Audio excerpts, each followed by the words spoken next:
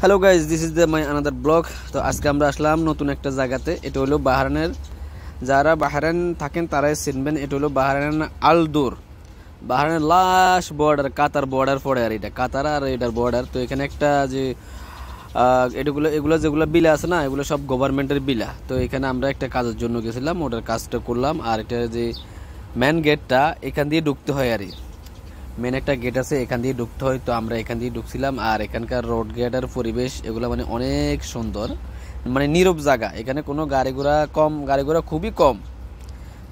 খুবই কম, শুধু নীরব জায়গা। তো এখানে নীরব এলাকায় মানুষ মানে এখন বেশি বসবাস করতে পছন্দ করে। নীরব এলাকাতে বসবাস করতে মানুষ এখন বেশি পছন্দ করে।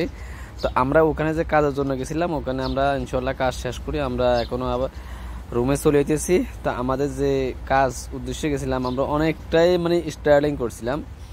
আর এটা হলো, এটা যখন আমরা ভিতরে গেছিলাম, এটা হলো